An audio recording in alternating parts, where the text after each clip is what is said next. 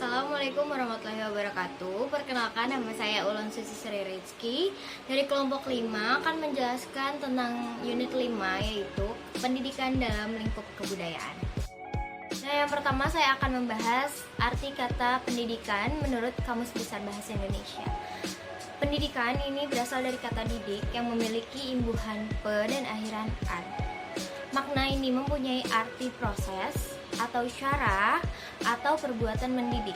Secara bahasa, definisi pendidikan adalah proses pengubahan sikap dan tata laku seseorang atau kelompok orang dalam usaha mendewasakan melalui upaya pengajaran dan pelatihan.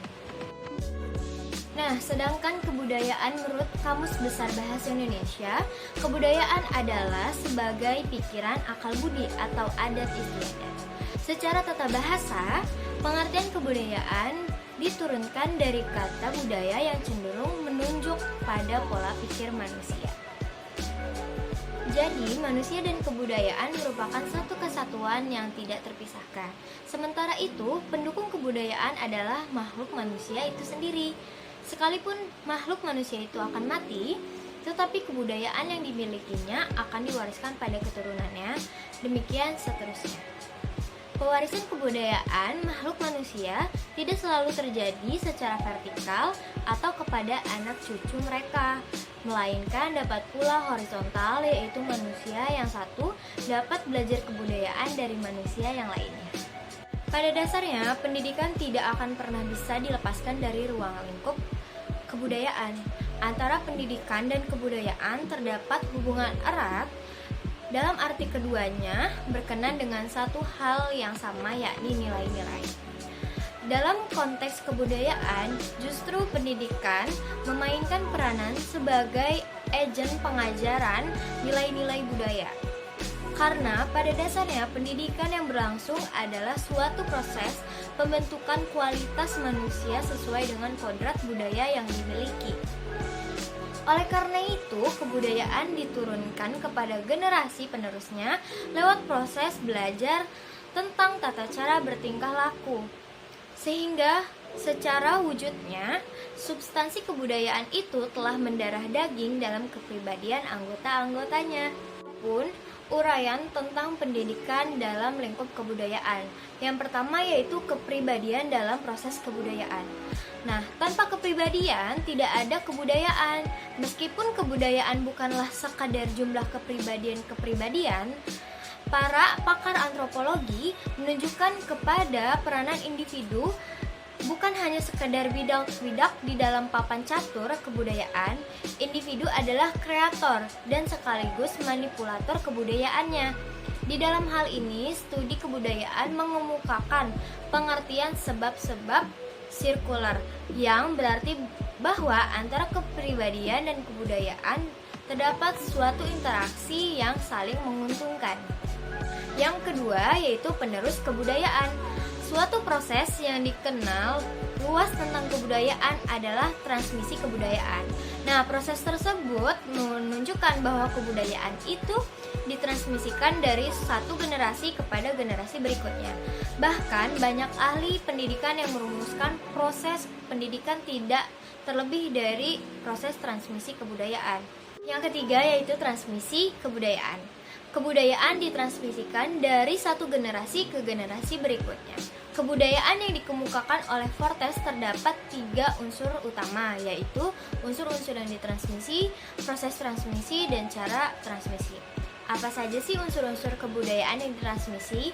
Yang pertama itu ada nilai-nilai budaya, adat istiadat masyarakat, pandangan mengenai hidup, serta berbagai konsep hidup lainnya yang ada di dalam masyarakat. Yang kedua yaitu kebiasaan sosial yang digunakan dalam interaksi atau pergaulan para anggota di dalam masyarakat tersebut.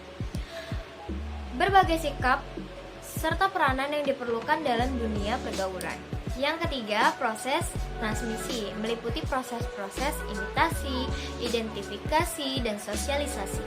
Imitasi adalah meniru tingkah laku dari sekitar. Manusia adalah aktor dan manipulator dalam kebudayaan. Cara mentransmisikannya yaitu dengan 2 bentuk, peran serta dan juga bimbingan.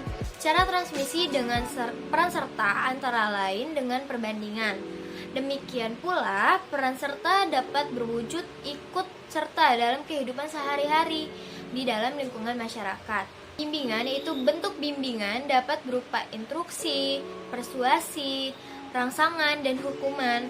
Dalam pelaksanaan bimbingan tersebut melalui pranata-pranata tradisional seperti inisiasi, upacara-upacara yang berkaitan dengan tingkat umur, sekolah agama, dan sekolah formal yang sekuler. Pasih fungsi pendidik budaya yang pertama yaitu memperkenalkan, memelihara, dan mengembangkan unsur-unsur budaya. Yang kedua, pengembangan potensi peserta didik menjadi pribadi yang berperilaku baik. Ini bagi peserta didik yang memiliki sikap dan perilaku yang mencerminkan budaya bangsa. Yang ketiga yaitu perbaikan, memperkuat kiprah pendidikan nasional untuk bertanggung jawab dan mengembangkan potensi peserta didik yang lebih bermartabat. Dan yang keempat yaitu penyaring, untuk menyaring budaya bangsa sendiri dan budaya bangsa lain yang tidak sesuai dengan nilai-nilai budaya dan karakter bangsa yang bermartabat. Yang kelima yaitu menumbuh kembangkan semangat kebudayaan bangsa. Dan tujuan pendidikan budaya yaitu yang pertama mengembangkan potensi kalbu atau nurani atau afektif peserta didik sebagai manusia dan warga negara yang memiliki nilai-nilai budaya dan karakter bangsa. Yang kedua yaitu mengembangkan kebiasaan dan perilaku peserta didik yang terpuji dan sejalan dengan nilai-nilai universal dan tradisi budaya bangsa yang religius. Yang ketiga yaitu menanamkan jiwa kepemimpinan dan tanggung jawab peserta didik sebagai generasi penerus bangsa.